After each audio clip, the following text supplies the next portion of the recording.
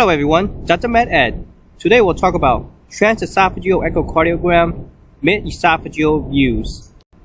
We'll talk about the 6 most common views at the mid-esophageal level, and these are the 4-chamber view at 0 degrees, the 5-chamber view at 0 degrees, the 2-chamber view at 90 degrees, the long axis view at 120 to 150 degrees, short axis at 30 to 60 degrees, and the bicable view at 90 to 110 degrees.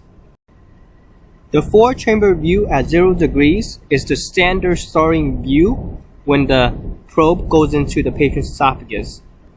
If the aortic valve is seen, then you'll have to insert the probe a little further to get rid of the aortic valve. And if the image is foreshortened, then you can retroflex a tad bit. This view allows you to assess the RV and the LV function. So here you can see this is the right atrium, this is the left atrium, this is the mitral valve, this is the tricuspid valve, right ventricle, left ventricle, the septum is over here, and this structure is the coronary sinus. To obtain the 5-chamber view from the 4-chamber view, you withdraw the probe a tad bit and you anti-flex. This will bring the aortic root into view and also show us the left ventricular outflow tract.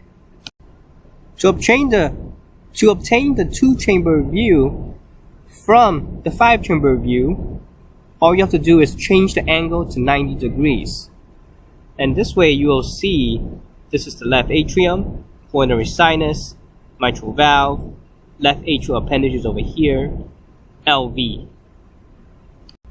From the 2-chamber view from before, to get the long axis view, increase the angle to 120 to 150 degrees, and while slightly rotating the probe counterclockwise.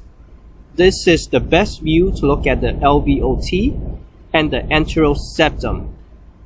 At this view, you can also see the A2 and the P2 of the mitral valve. From the long axis view, to get the short axis view, all you have to do is find the angle that is perpendicular to the long axis view, and this is usually around 30 to 60 degrees. Sometimes you might need to clock or clockwise rotation the probe a little bit. So here you can see the non-coronary cusp at the intra-atrial septum, and then this is the left coronary cusp, and at certain angles in the video you can see the left coronary artery. Here we have the bicable view at 90 to 110 degrees. So you will rotate extreme clockwise from the short axis view to get this. And here you can see the intra-atrial septum very well. And this is the inferior vena cava. This is the superior vena cava. EV stands for eustachian valve. RAA stands for right atrial appendage. And this, of course, is the right atrium. And the left atrium is up top. Here you can assess PFOs, ASDs, or perform bubble studies. These videos and pictures and information are from echocardiographer.com, and they also have a YouTube channel. If you thought this video was helpful, please like, subscribe, and look out for my next video. Thank you.